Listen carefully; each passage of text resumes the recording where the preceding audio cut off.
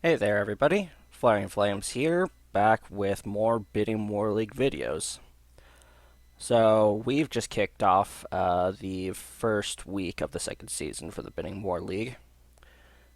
At least the first week for battles. We did our bidding 2 weeks ago, and then we had a week to get our teams made. So, since I do all my stuff breeding, I actually needed that full week.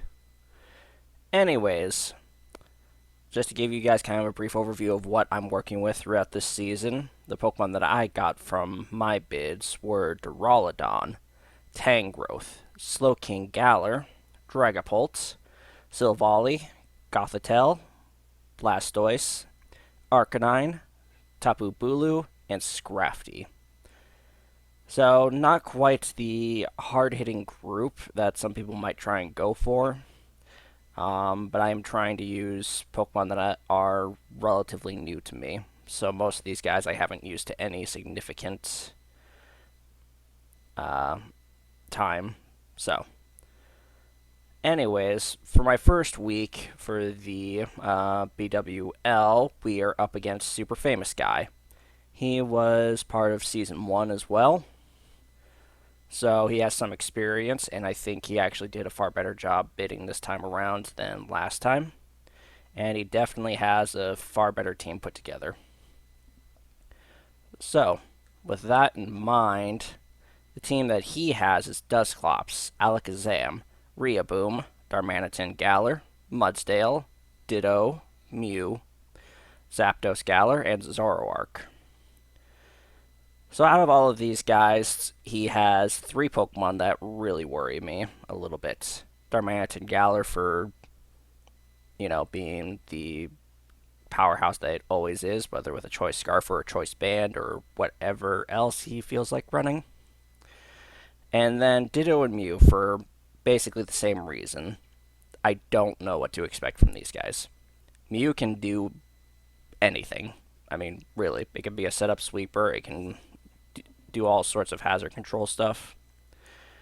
So I'm really only going to try and have to figure out how to play against the Mew when we go into the battle. And then we have Ditto. Ditto is kind of a wild card because it needs to be played well, but if it is, it's very hard to try and counter.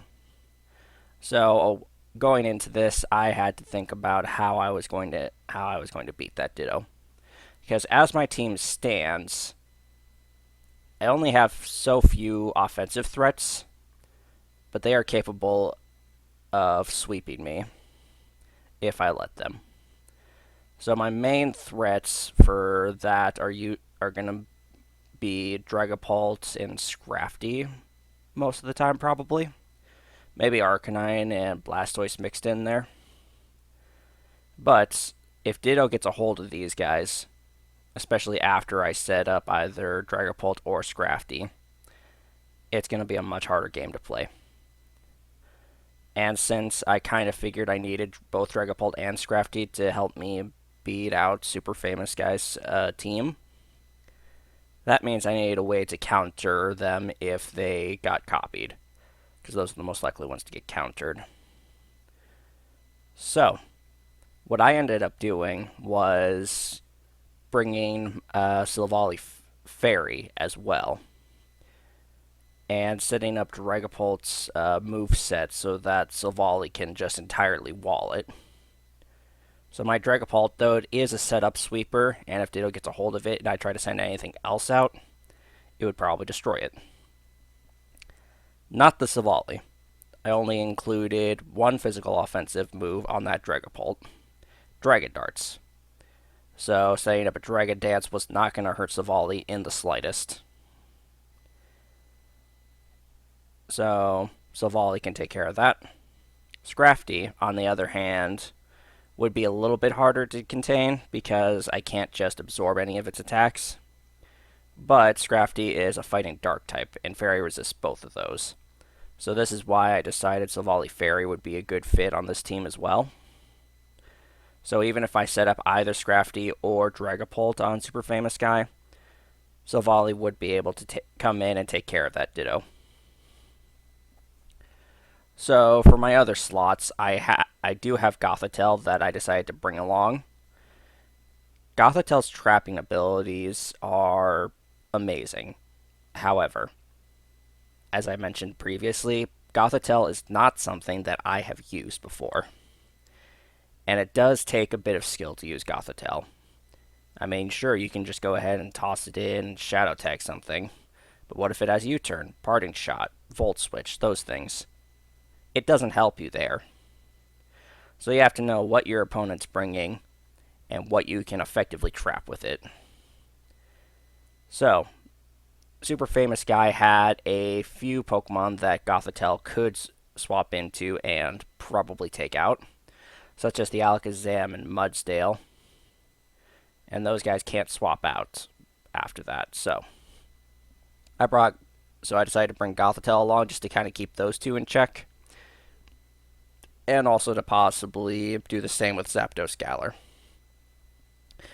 Zapdos Galar is more of a wild card for me to try and trap just because I don't know how much of its attack will go through on the Gothitelle.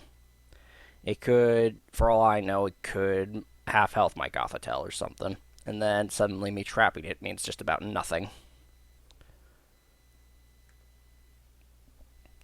So we figured, so that's 4 Pokemon on our team for the moment.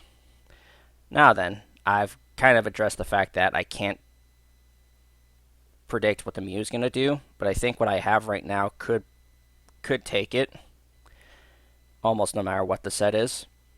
So I think we're fine on that. And we've effectively countered Ditto as long as I can keep control of the battle. So that left us with one more worry that I had left for his team, and that's the Darmanitan. Darmanitan has a very expansive move pool, but it does have a few fatal flaws. If Darmanitan's not running Earthquake, Fire types wall it. If it is running Earthquake, Water types still wall it. So one of the Pokemon that I picked up was Blastoise. Blastoise should be able to handle the Darmanitan pretty well. At least well enough to the point where I can start dealing damage to that Darmanitan and get it down, so I don't have to worry about it anymore. So I decided to bring Blastoise with me on this team as well, and that left me room for one more slot. So if Blastoise is there to check the Darmanitan, I don't really have much on the team to try and check the Riaboom instead. Because Riaboom's another powerful Pokemon, I'm not as worried about it, but it's still worry enough that I should have a good answer for it. So I decided to tag along Tangrowth as well, to kind of just get that done. So Tangrowth doesn't want to take the U-turn, but if I attach a Rocky Helmet to it, then that at least is going to be more damage as it tries to U-turn out of this thing. And then Tangrowth, with its ability Regenerator, will heal back most of that damage done to it. So, I'm pretty set up on my team. We've got Tangrowth, Dragapult, Silvally, Gothitelle, Blastoise, and Scrafty. So, with that, let's go and see about the battle. Alright. Here we are for the my first week of the Bidding War League battles.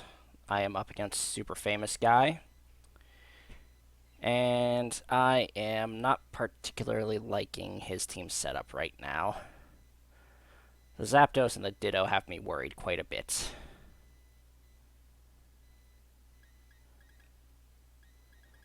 But I think I can get away with it.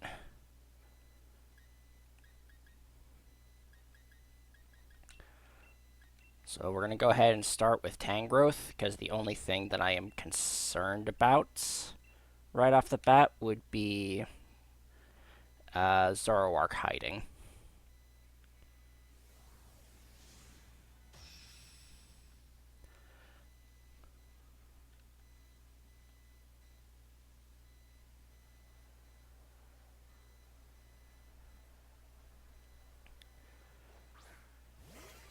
Okay, so we got the Zapdos. Zapdos's moves are far different than the Zoroark's, so I could definitely use this to my advantage because he'll want to use Flamethrower against Tangrowth, which Gothitelle should be able to tank pretty easily. Yep, we're Brave Birding, so this is definitely...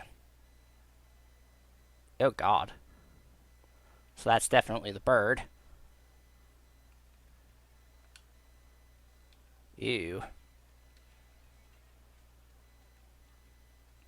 He did not bring Darmanitan, though. That is interesting. Okay. Well, with that being the case, let's go ahead and swap to Blastoise then. Because Blastoise has no use aside from blocking that Darmanitan.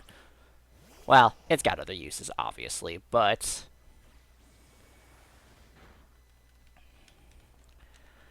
But I can certainly do other things than that. So here in comes the Riaboom, I bet.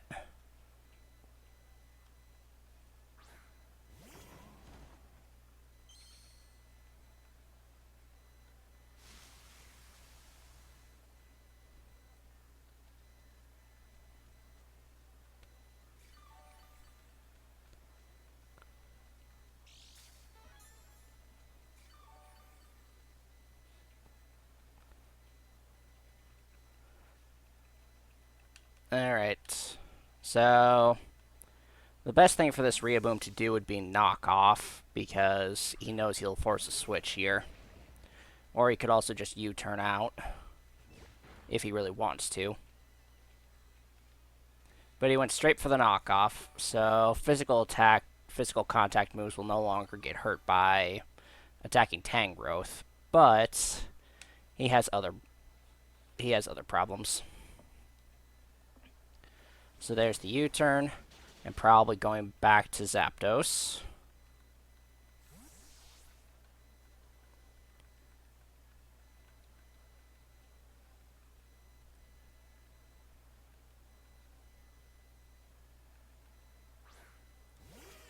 Oh, Mew, he is not going to like this.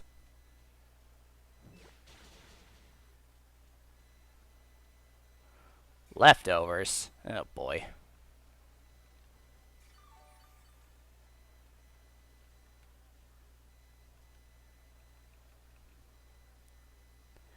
So, since I don't exactly have a clue as to what he's doing with this, I'm gonna be safe and swap to something that can tank whatever this guy has. Intimidate right there. Will-O-Wisp. Not great, but I can still actually deal quite a significant amount of damage with Scrafty, even if he is burned.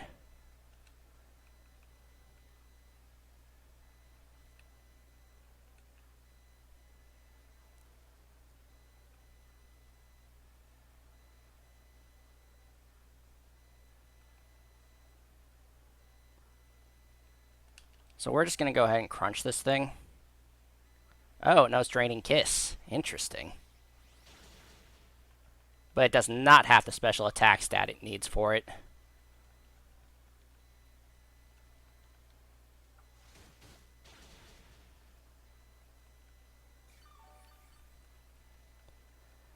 Alright.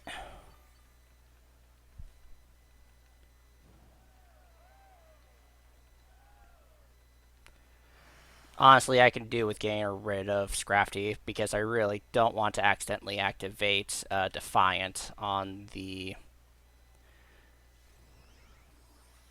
bird. And if the only coverage move this Mew has for dragons is that Draining Kiss, then this is going to be a moot point.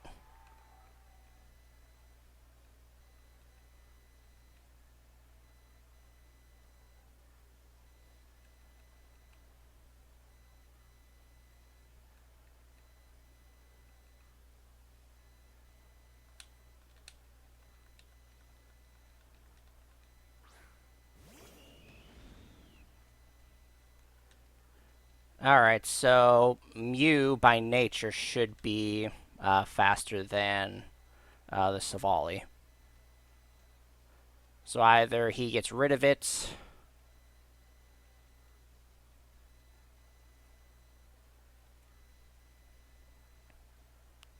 I'm more concerned with the fact that he might think to switch to the Zapdos Galar. Because it's... Oop. Thunder Wave. That's an interesting one.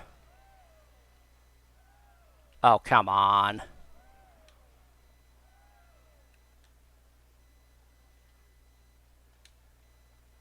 You know what? Fine. Withdrew the Mew. Really?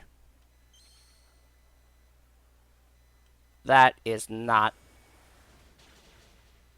Okay. I am honestly okay with this.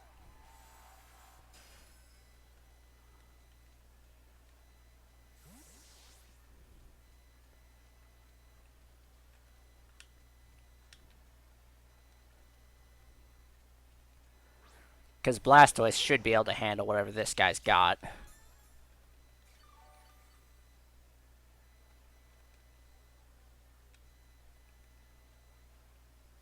And we can just go ahead and scald it from right here. Ooh, Grass Knot. That's going to hurt a little. Or a lot.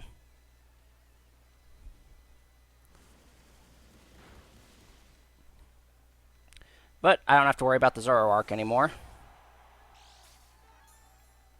So that's one good thing. I was wondering why he would swap in the Ditto, and then why it didn't change. That's a good reason. Really.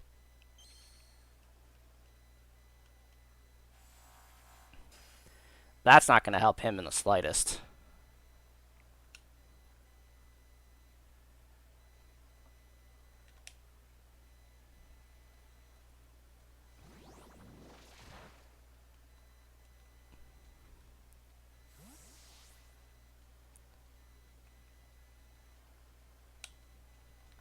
So unless he's clicking Flip Turn right here.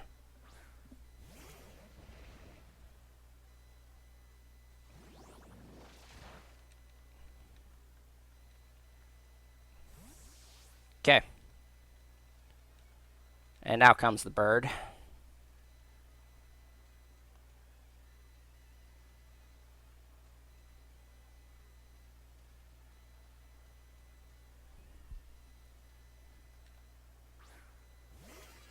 I can honestly live with this.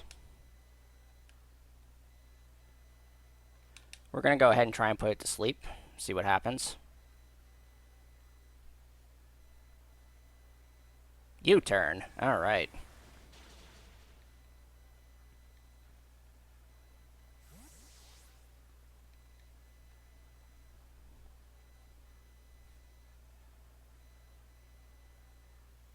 Mew. Alright.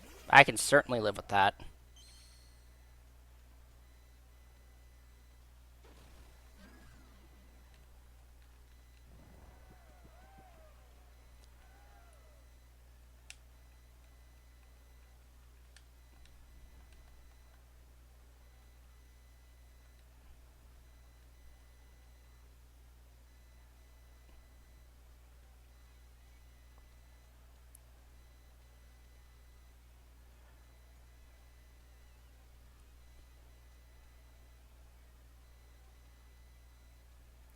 So now we've got a sleeping Mew that's either going to force him to switch or he's going to...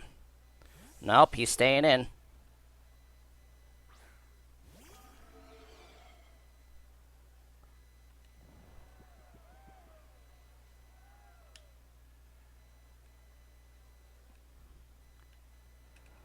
Alright, so we're going to Dragon Dance here. I can do it once in front of his face. Depending on whether he lives or not.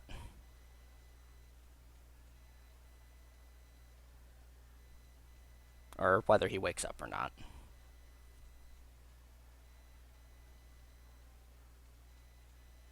There goes the Mew. And here comes Riaboom. I am alright with this.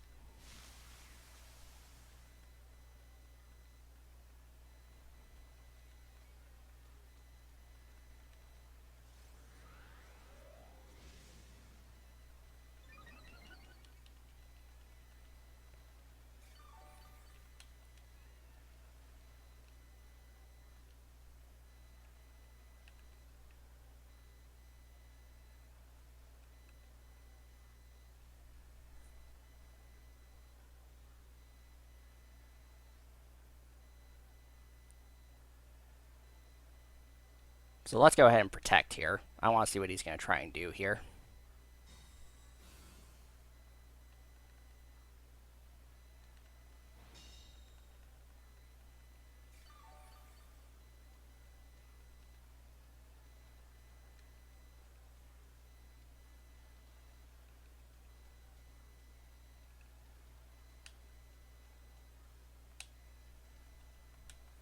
We're going to put Silvally back in just on the off chance that he tries to knock off again. We're going to try and develop a pattern for him to maybe see his way through. Don't know.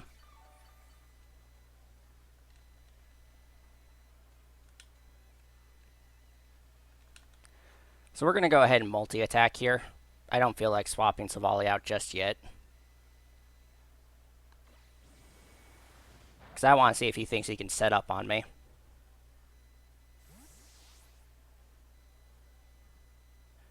I don't know if he's noticed what typing Silvally is, because unless you actually go looking for it, or you recognize the colors, it won't tell you.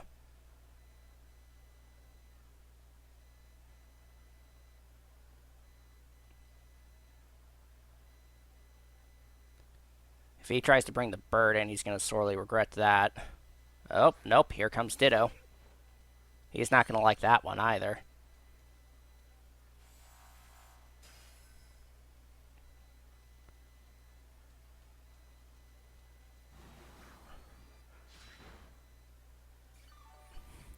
So that's not going to help him in the slightest. As soon as I get rid of this Ditto, I can actually go to town on him, though.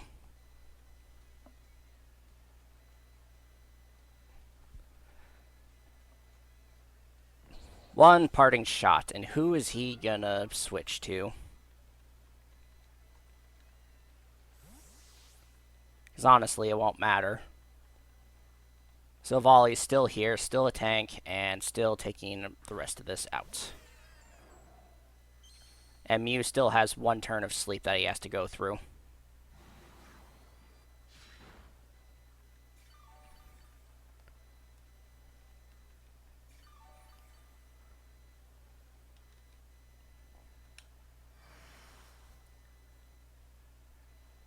So here's the thing that I don't know for sure.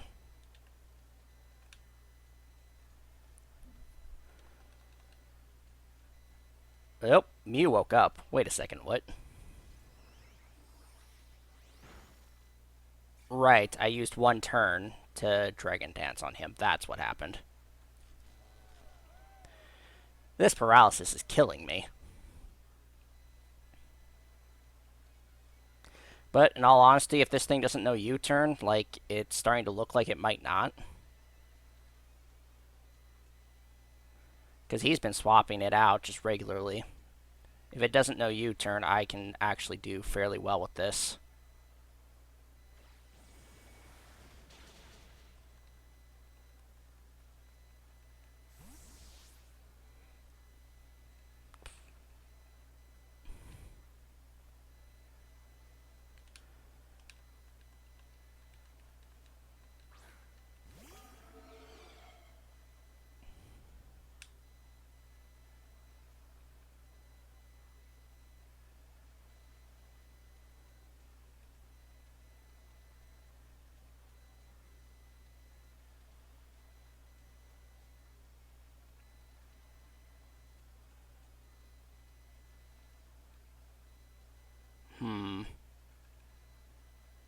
Let's go ahead and protect again. I want to see what he's going to try and do.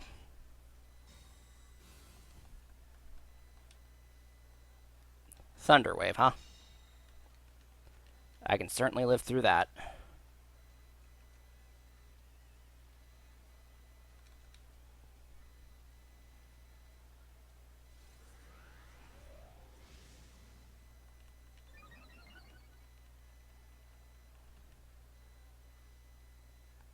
And here I was hoping that might miss. But I haven't had that kind of luck today, so we just won't worry about that. And now I also don't have to worry about knockoff either. So now I feel far more free to be trying to hit the Rhea Boom.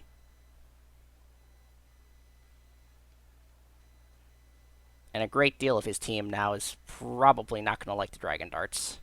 He has to sacrifice Mew here in order for him to get a free switch in.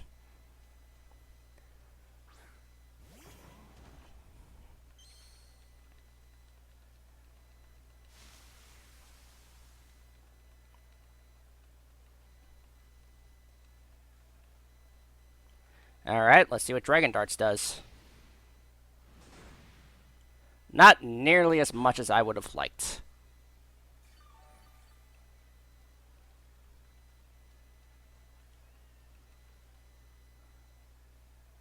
That's alright. I think we can fix this. Ooh, going for the Grassy Glide.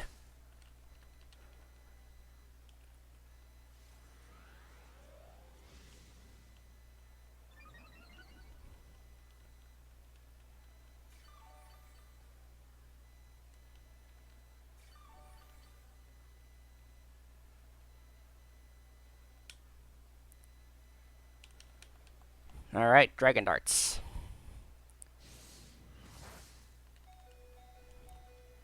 So now, as long as he doesn't send out Ditto, I should be able to clean the rest of his team. The moment that he sends out Ditto, though, I have to do something else. Something I don't want to. Because, yep, here comes the Ditto. So now the question becomes, what's he going to do with this set? Because this set easily gets walled by one thing.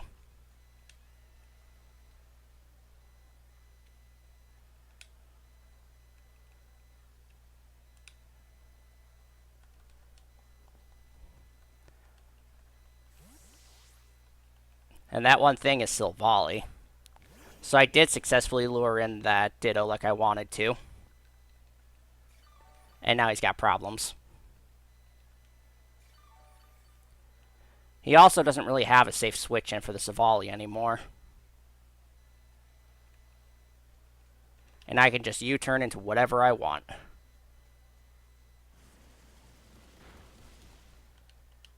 Okay, so he's not choiced. Which is actually good news for me.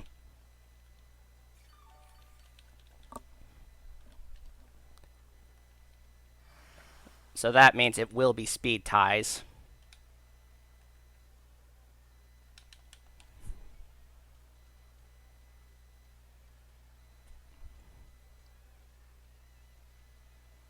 Yep, there goes the Ditto. And out comes Mew.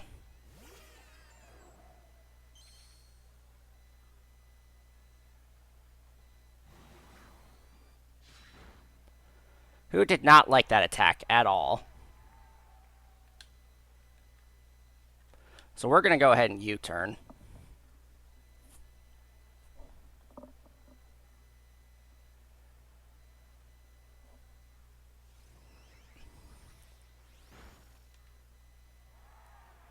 What is up with all these crits today?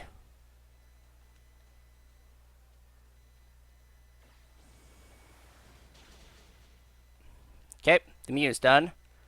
Now we get to bring in whatever we feel like.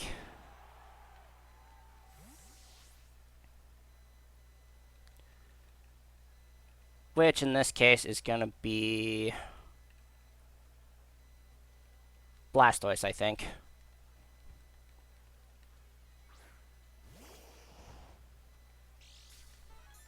Because Blastoise has enough bulk to live whatever he sends out. And I've KO'd 3 of his Pokemon so far, versus the 1 he's KO'd of mine. Not exactly how I wanted to win this, but that's alright.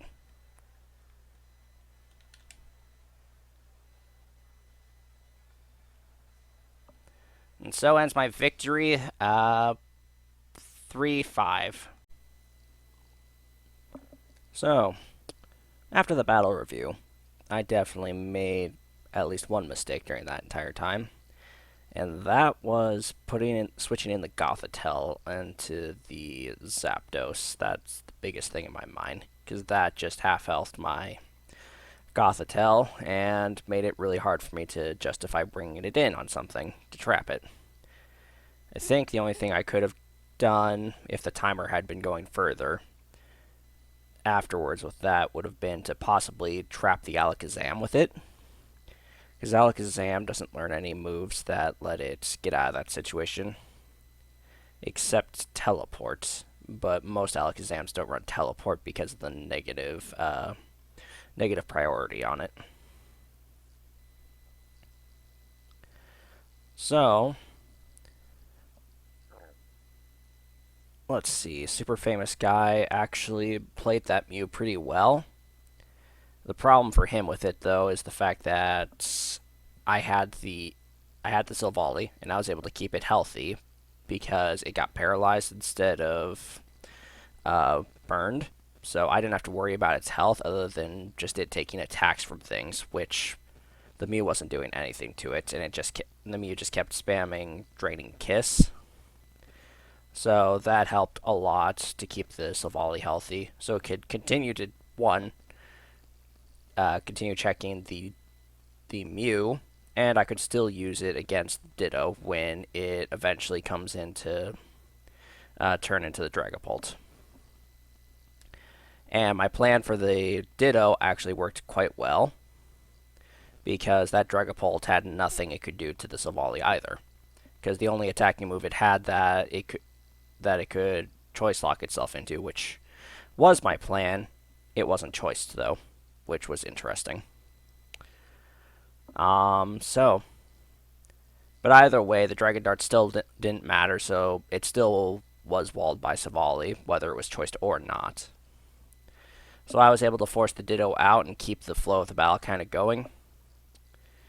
So the next most likely concern would have been the Zapdos. But if I could get rid of the Ditto, I could set up with Dragapult, and Dragapult would be able to finish off the Zapdos.